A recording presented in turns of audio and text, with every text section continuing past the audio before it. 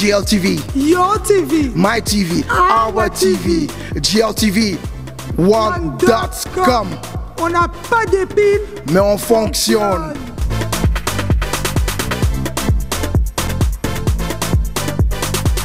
Bonsoir à vous tous qui nous suivez sur GLTV1.com, Touba Bobo Delo, Ika de Yong. Nous vous l'avons annoncé à travers un spot, la venue du docteur Denis Mukwege, ici dans la ville d'Alost, où le Lions Club ainsi que la Renaissance des femmes de Bukavu se sont réunis pour pouvoir rehausser encore toute cette communauté à l'est de la République démocratique du Congo, les gens qui militent chaque jour pour cette bonne cause. Donc ici nous sommes chez le bourgmestre qui nous a accueillis en pleine commune. Donc vous allez voir tout à l'heure tous les gens qui ont suivi cet événement qui seront présents. Restez connectés et suivez.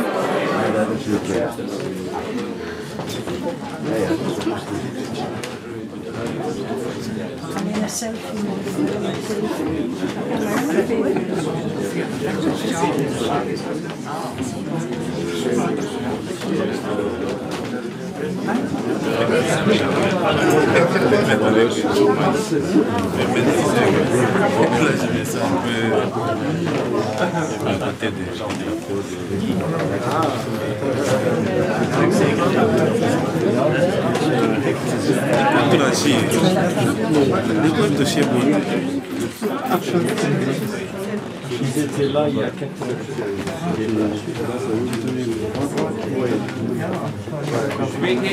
Mesdames et messieurs, au nom de la ville la plus charmante de notre pays et de tous les citoyens d'Alost sans aucune exception, je vous souhaite la bienvenue dans notre ville. Traditionnellement, vous êtes avec beaucoup de monde et ça me fait beaucoup de plaisir. Nous recevons ici les dignitaires. Dans cet espace un peu imposant quand même, le cabinet Peter Couke, dans la maison communale d'Alost. Nous avons accueilli un grand nombre de personnalités ici, mais aujourd'hui, et je n'exagère pas, notre invité est vraiment quelqu'un d'exceptionnel. Cher docteur, pendant 2 décennies déjà, vous êtes un gynécologue et un militant des droits de l'homme renommé dans le monde entier. Des milliers de femmes victimes de viols ont reçu l'aide médicale et psychologique de vous et vos collaborateurs. Chapeau pour tout cela. Durant votre carrière, vous avez reçu un grand nombre de prix et de distinctions, comme par exemple le prix Zakharov, le Hillary Clinton Award et une nomination pour le prix Nobel de la paix. Dans notre pays, vous êtes aussi connu du documentaire L'homme qui répare les femmes, qui traite de la problématique des viols collectifs au Congo de l'Est. Cher Monsieur Mukwege, je vais vous inviter à souscrire le livre d'or. C'est une tradition, c'est pour toutes les personnalités qui viennent à Alost. Ils ont demandé pour mettre un petit mot, leur signature dans ce livre d'or.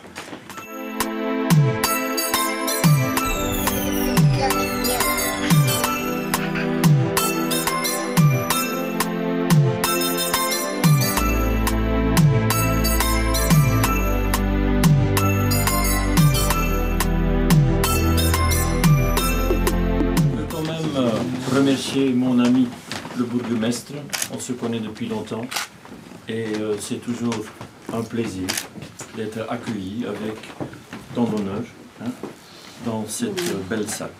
Bourgmestre de la ville d'Alost, Monsieur Christophe Dazer, qu'est-ce que cela représente pour vous de recevoir un grand monument comme le docteur Mukwege ici dans votre commune? C'est un moment assez important pour notre ville. Nous sommes une ville très chaleureuse, la 5e ville de Flandre, donc avec plus de 80 000 habitants.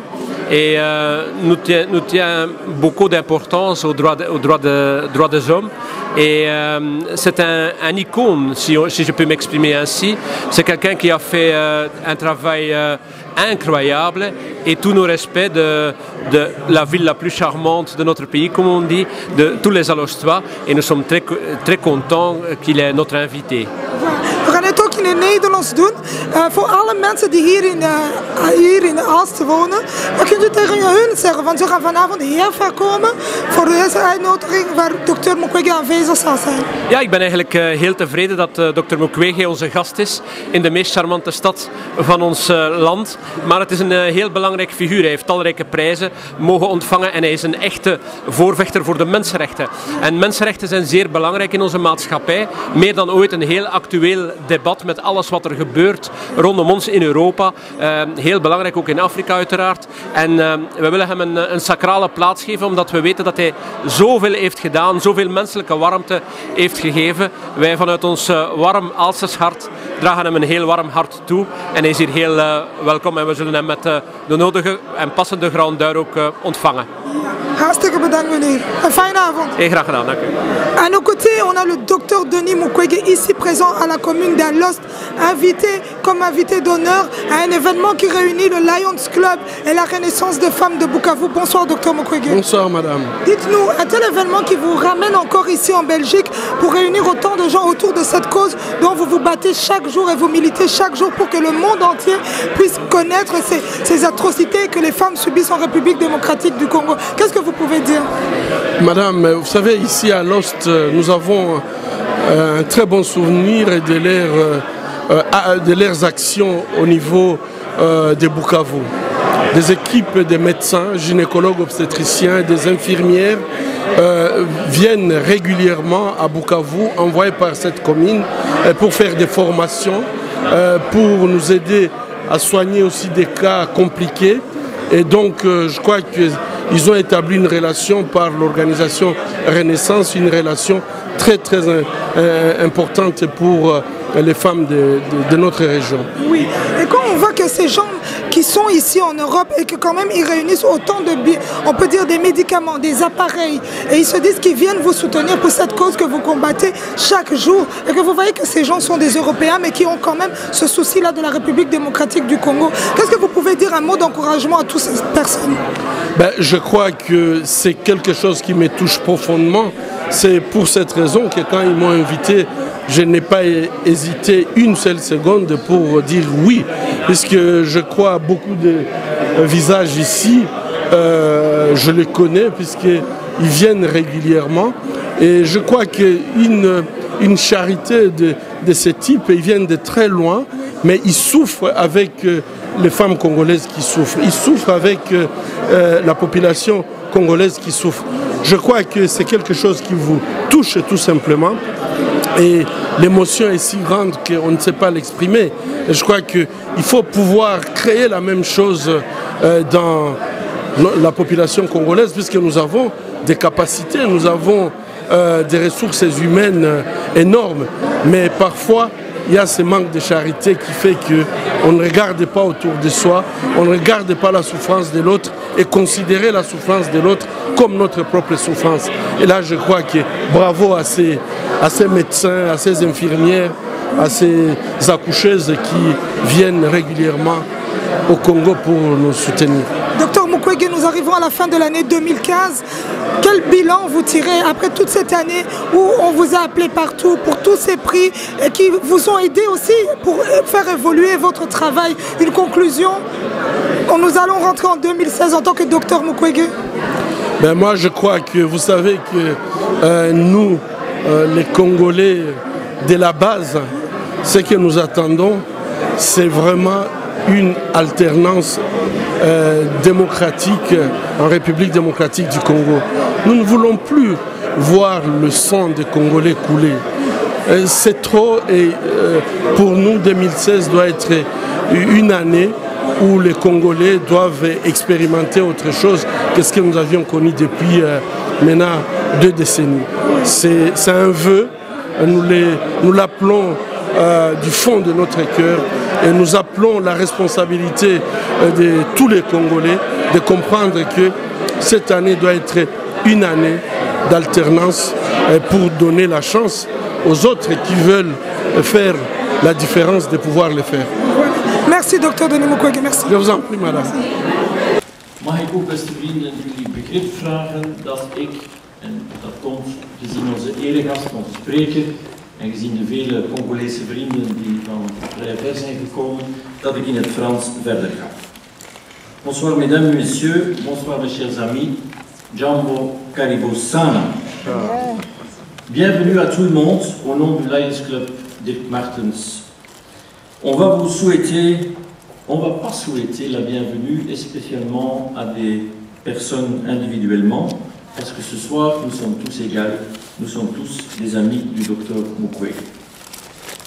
Docteur Mukwege, souvenez-vous, je vous ai dit un jour que si jamais vous venez à Lost, vous aurez un accueil chaleureux.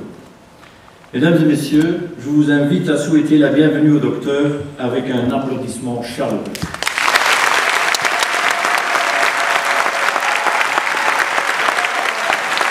Cher docteur Mukwege, beste genodigden, beste vrienden, chers amis congolais, nous sommes très contents de pouvoir vous souhaiter la bienvenue.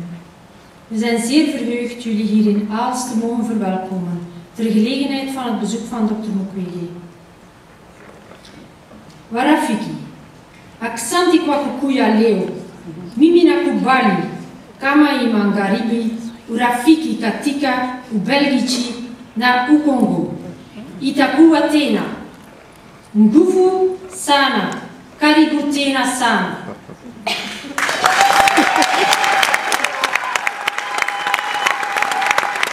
Het is voor ons dan ook een hele eer om hem hier bij ons in ons midden te mogen begroeten. Hij was het die 4 jaar geleden, toen we hem voor het eerst ontmoetten in het Panzi-ziekenhuis, onze ogen deed opengaan over de werkelijke situatie in Oost-Congo. We zagen het leed van baby's en kinderen, maar vooral het leed van verminkte vrouwen. De rechten van de vrouw zijn er ver te zoeken. We zagen het verdriet van verscheurde families. We kunnen het dagelijks zien via het journaal, via films of via foto's. Maar enkele dagen nadien is het uit ons geheugen gewist. Eens je de realiteit met eigen ogen hebt gezien, eens je naar compleet aan de grond zittende kinderen hebt geluisterd, eens je gepraat hebt met de slachtoffers, pas dan blijven hun woorden in je hoofd hangen. Docteur Mukwege, par votre détermination, votre ténacité, votre compassion, vous nous donnez à tous une leçon d'amour, une leçon d'humilité, une leçon de vie. Au nom de nous tous ici présents, je vous remercie pour votre courage, merci pour votre engagement, merci d'oser dénoncer l'intolérable, merci de faire renaître ce qu'on en a perdu à jamais. Vous faites vraiment la fierté des Congolais. Vous portez l'Afrique et vous honorez le monde. Vous remercier du fond de mon cœur. À Lost, c'est pour la première fois pour moi d'être ici. Mais quand je suis arrivé ici, j'avais l'impression que j'étais vraiment dans ma vie. Et je connais beaucoup de gens ici qui ont été chez nous, à Bukavu, avec un seul objectif, venir en aide, réduire la mortalité maternelle dans cette partie du monde où une femme qui donne la vie,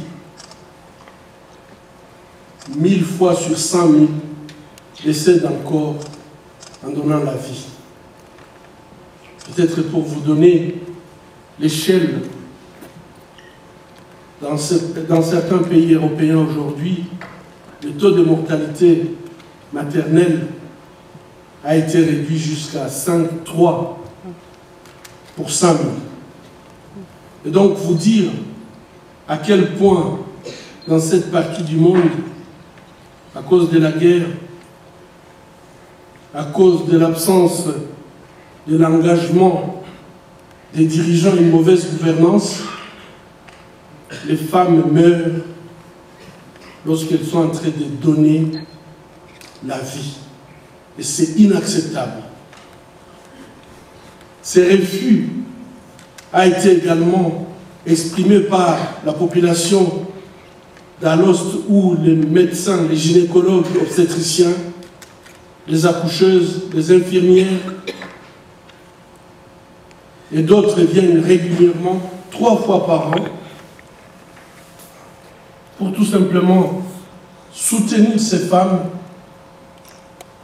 mais aussi dire non à ce qui se passe dans cette région. Toutes les femmes qui venaient nous voir, elles nous racontaient presque la même histoire. J'ai été violée par 3, 4, 5 personnes. Et la moyenne, lorsque nous avions étudié, c'était une moyenne d'environ 4 à 5 femmes qui violaient, 4 à 5 bourreaux qui violaient une femme. C'était des viols qui étaient publics. Et là, c'était aussi quelque chose que nous avions trouvé tout à fait anormal, que les gens qui violent puissent le faire devant la famille, qui puissent le faire devant les enfants, les viols de femmes qui se font devant les enfants, le mari ou le voisin. Tous ces viols se faisaient avec une torture, des tortures qui portaient spécialement au niveau de l'appareil génital. Mais tout ça, ça vient se compliquer avec les enfants issus du viol. Ces enfants qui sont des innocents se retrouvent dans une communauté où tout le monde les rejette. Tout le monde. C'est comme si on leur reprochait, on les appelle des enfants des serpents, des enfants sorciers. Et ces enfants sont rejetés par la communauté. Aujourd'hui, nous avons des enfants qui ont maintenant plus de 15 ans. Et un jour, j'ai vu un petit qui a 10 ans qui est venu vers moi, puisqu'il a été rejeté par sa mère, qui l'a laissé l'abandonner à l'hôpital. Et cet enfant m'avait posé une question troublante. Il m'a dit, docteur Mukwege, on dit que c'est toi notre père. Mais pourquoi le soir, après, ces enfants font leur devoir à l'hôpital, on les aide à faire leur devoir à l'hôpital. Et il m'a dit, mais pourquoi les autres, le soir, vont passer la nuit chez leur père, mais toi, tu ne nous amènes pas chez toi? Ben, je crois que j'avais un gros cœur. J'étais pris par une espèce de stress. Et je m'étais dit, nous avons un sérieux problème. Parce que cet enfant, jusque-là, il avait à manger. On pouvait donner à cet enfant une chambre, peut-être là où il pouvait dormir, on pouvait payer ses frais scolaires. Mais quand il commence à poser cette question, je n'ai pas pu répondre. C'était très difficile à pouvoir répondre. Ces enfants qu'on appelle enfants serpents, on les appelle des enfants génocidaires. On leur donne tous les mauvais noms. Malheureusement, ça participe à la destruction du tissu social, où on a des gens sans filiation dans la communauté. Il y a une première question. Enfin, ça, c'est une question. Elle est longue. Docteur Mukwege, nous saluons votre travail et nous souhaitons connaître votre avis sur une perspective majeure. Comment pouvons-nous, de manière concrète, encadrer, puis donner un statut et une place dans la société à ces enfants dits serpents, dès qu'ils quittent Panzi, parce que c'est tout de même une bombe à retardement? C'est une bonne question, parce que je crois que ces enfants inquiètent plus d'une personne. Et la première démarche que nous avons pu obtenir avec l'UNICEF, c'est déjà qu'ils soient enregistrés à l'état civil. Ça résout le problème. Il y a pratiquement 6 ans, dans un territoire Chabunda, les hommes s'étaient réunis qui avaient chassé leurs épouses puisqu'elles avaient été violées. Et ces hommes ont posé la condition pour reprendre leurs épouses. Ils nous ont dit qu'il faut absolument que ces enfants aillent au Rwanda. 3000 enfants. C'est impossible. On ne peut pas s'imaginer quelque chose comme ça. ces innocents. Et je pense que déjà acquérir l'état civil, à mon avis, ça permet à ces enfants de ne pas être des apatrides. Ça, c'est la première chose. Et je crois que la deuxième chose, pour les enfants qui n'ont pas donc qui sont rejetés complètement et que leurs mères ne veulent pas s'en occuper, il y a deux façons de faire. Le plus jeune pouvait peut-être être adopté, mais la loi est très dure. Je crois que ça, c'est très difficile. Mais la deuxième façon aussi, c'est créer de nouvelles familles. Nous avons des femmes qui n'auront plus d'enfants puisqu'elles ont été complètement détruites. Leur appareil génital a été complètement détruit. Et je crois que s'il y a un soutien à donner, c'est ces femmes qui ne peuvent pas avoir des enfants et qui connaissent la souffrance des enfants issus du viol, constituer des familles avec ces familles. Docteur Mukwege, comment se fait-il que vous soyez mis en sécurité, attentat ou tentative de vous supprimer physiquement, mais vous n'arrêtez pas le combat. Vous continuez à essayer de rebâtir les vies. Je pense, puisque tout simplement, la vie est plus forte que la mort. Je crois que c'est qui ça, en 2012, quand j'étais attaqué chez moi et que mon ami Jeff avait été tué, j'avais pris la décision de quitter. Je suis venu ici en Belgique, mais les femmes dites ont pris l'initiative d'écrire. Idju, c'est une petite île dans le lac Kivu. Elles ont pris l'initiative d'écrire au secrétaire général des Nations Unies. Ce ne sont pas des femmes avec une grande instruction, mais elles ont pris l'initiative d'écrire au secrétaire général des Nations Unies. Sans réponse, elles ont écrit au président de la République démocratique du Congo. Et quand ils n'ont pas eu de réponse, ces femmes ont pris l'initiative de commencer à se cotiser pour payer mon billet retour. Et elles m'ont fait arriver le message qu'elles-mêmes vont assurer ma sécurité. Ce sont des femmes qui ne gagnent pas $1 par jour.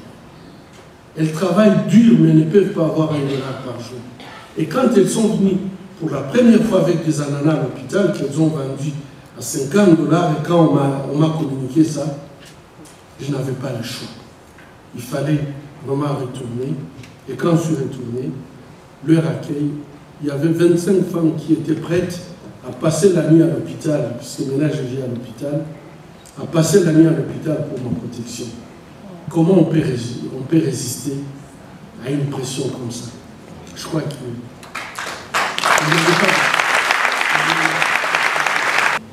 Mais pendant cette guerre, j'ai découvert quelque chose, une force, une résilience dans les femmes.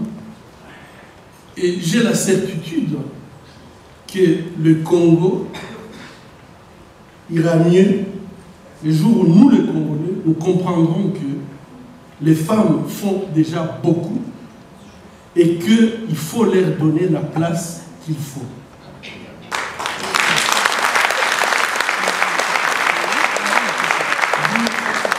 Il est inconcevable que l'on demande à ces femmes de cultiver, de récolter, de transporter, de vendre. Et quand elles viennent avec le produit de vente à la maison, c'est l'homme qui gère ça. Demander à ces femmes de faire plus dans ces conditions, moi je trouve que c'est pratiquement impossible. Elles donnent déjà trop. Mais les jours où tout simplement on acceptera au Congo qu'elle a cultivé, elle a récolté, elle a vendu les produits de vente, on met ces produits de son travail sur la table et qu'on donne à la femme la possibilité de décider sur son produit, les femmes vont faire plus. Je crois que c'est à ce moment-là que le Congo va décoller. Je ne rêve pas.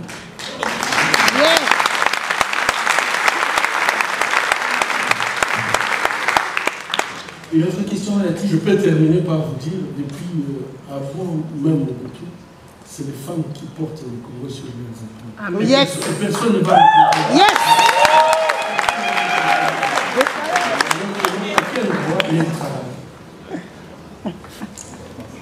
Mais je crois que nous avons une histoire commune. Et aujourd'hui, j'ai eu la grâce peut-être de rencontrer beaucoup de gens qui décident dans ce monde.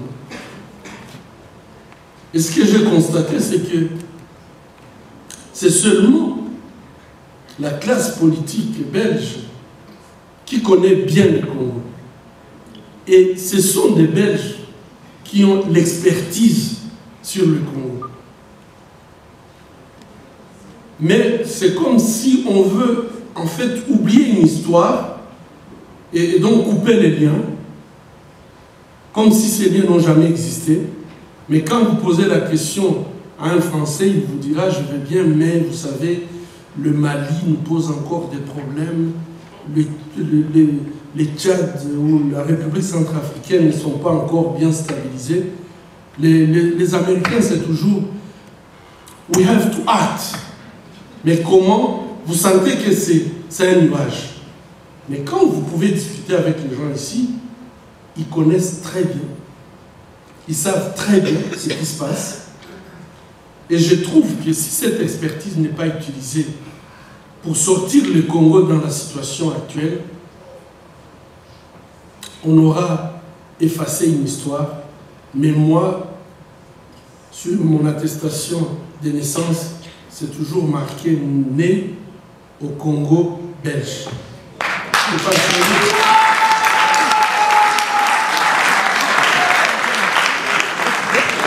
Hier, j'étais avec les curés de la basilique. Quand on a célébré, il a fait une célébration qui était vraiment une célébration africaine. Mais quand il a commencé lui-même à danser, je me suis dit, ça, et quand je posais la question, né au Congo belge, à Bazangongo, je lui ai dit, nous avons la même nationalité. Donc je crois que quelque part, la demande que je peux faire, c'est que ce n'est pas aux autorités seulement, mais je crois que la Belgique a une expertise sur le Congo et nous avons besoin de cette expertise dans tous les domaines. Et il n'est pas normal que cette expertise soit achetée ici par des Chinois pour aller nous recoloniser par leur façon de faire. Je crois que la meilleure façon serait d'utiliser cette expertise pour que demain la Belgique soit fière de son ex-colonie. Puisque ça, on ne va pas l'effacer. On peut dire, nous, on n'est plus au Congo, nous, on ne s'occupe plus du Congo, mais c'est marqué, ça ne pourra pas s'effacer.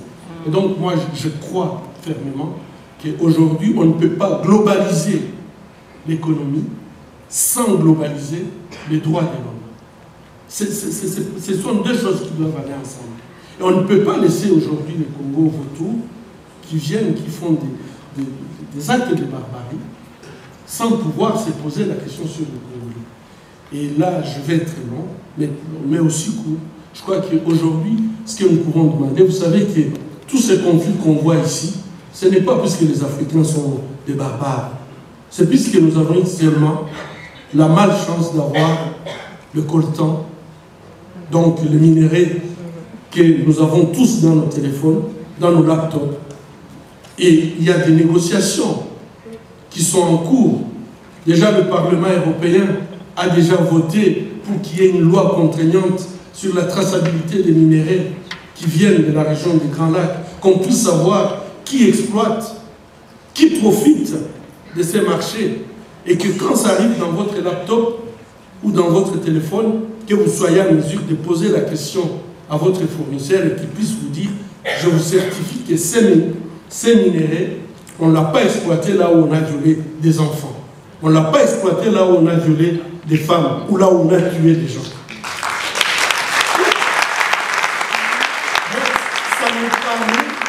Ça me paraît comme être la moindre des choses que nous pouvons avoir de la Belgique, soutenir les autres États européens pour qu'ils signent lorsqu'ils seront dans ce qu'ils appellent la trilogie, donc la Commission européenne, Parlement européen, qui, félicitations, s'il y a des parlementaires européens ici, ils ont déjà signé cette loi contraignante, mais ils attendent que le Conseil puisse aussi signer, donc c'est pour le 3, et à ce moment-là, on va commencer à suivre. Tout le monde semble être surpris par 2016.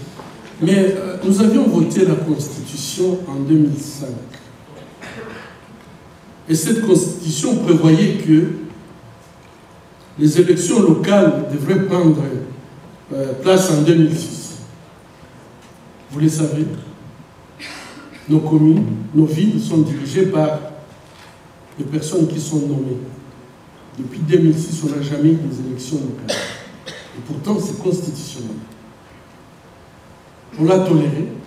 Et quand on s'est rendu compte qu'en fait, le Congolais peut accepter l'inacceptable, aujourd'hui, nous avons des députés provinciaux qui n'ont pas de mandat, mais qui continuent à siéger. On devrait renouveler les parlements provinciaux au mois d'octobre. J'ai vu même 2 ou 3 personnes ici qui étaient candidats. Ils ont payé leurs $500. On ne les a jamais remis cet argent.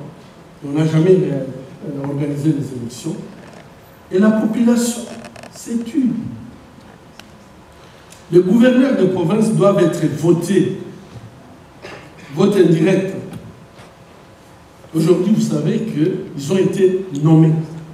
On les appelle des commissaires spéciaux. Ça n'existe nulle part dans la Constitution. Tout le monde regarde et dit Amen. Nous avons un Sénat qui n'est pas élu. Vous le savez. Donc, c'est-à-dire que même si quelque chose s'est passé aujourd'hui de grave, sur le plan constitutionnel, c'est le président du Sénat qui doit prendre la relève. Mais sur le plan local, normalement, le Sénat, on devrait renouveler le Sénat il y a 2 ou 3 ans. Ça n'a pas été fait. Alors, on s'inquiète pour 2016. Je trouve que c'est une inquiétude qui vient un tout petit peu en retard, puisque on est en train de fonctionner. Le fonctionnement est anticonstitutionnel depuis 10 ans. Et tout le monde a l'impression que vont s'appeler du anticonstitutionnel. Ça sera une dictature que nous-mêmes, peuple congolais, nous avions acceptée. Parce qu'on a une constitution. Cette constitution n'est pas respectée. Et les gens ne disent rien. Il n'y a personne qui va le dire à notre place. Personne. Si nous, on ne le dit pas, eh ben, le mal va continuer. Et je crois qu'en 2016, nous souhaitons avoir une alternance démocratique. 2016, nous ne voulons plus voir le sang des Congolais couler. Le sang a trop coulé. Le sang de millions d'innocents coule sans raison. Et je crois que à la communauté internationale, à un pays ami comme la Belgique, à tous ceux-là qui pensent que la vie humaine, quel que soit l'endroit où on est, a une valeur, nous leur disons tout simplement, le sang des Congolais, le sang innocent a trop coulé, et qu'en 2016, il faut tout simplement une alternance démocratique pour permettre à ce que les institutions puissent fonctionner selon la Constitution.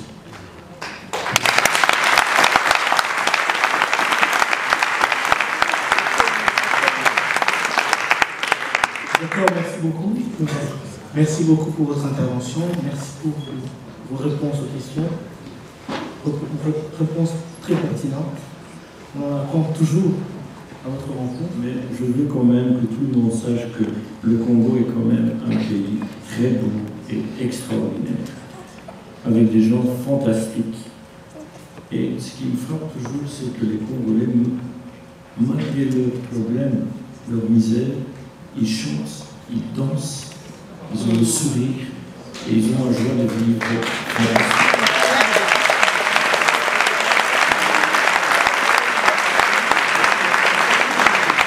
J'espère que tous les Belges qui ne connaissent pas le Congo auront un jour l'occasion de visiter ce pays merveilleux. Deuxièmement, chers collègues, vous êtes en fait devenu un symbole pour la lutte de l'égalité de la femme, pour les droits de la femme. N'oublions pas que cette lutte est très importante. Les femmes sont tellement importantes dans la société. Vous l'avez dit vous-même, si on détruit les femmes, c'est parce qu'on veut détruire une société. Et ici aussi en Europe, il faut continuer le combat.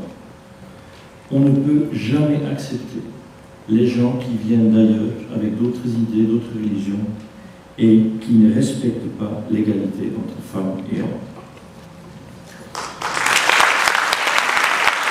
À nos côtés, nous avons encore une fois Leki qui a toujours brillé à travers ce monde de la musique, qui est aujourd'hui venue ici en tant que Congolaise. On peut dire ce sang qui traverse ses veines quand elle voit un docteur Mukwege qui milite pour cette bonne cause, ainsi que Leki, parce que Leki le fait aussi en République démocratique du Congo. Elle s'occupe aussi de tous ces gens qui ont besoin de cette aide. Leki, après un tel événement, quand tu vois docteur Mukwege qui est en Belgique, qui vient parler de toutes ces souffrances que toutes ces victimes subissent, qu'est-ce que tu peux dire?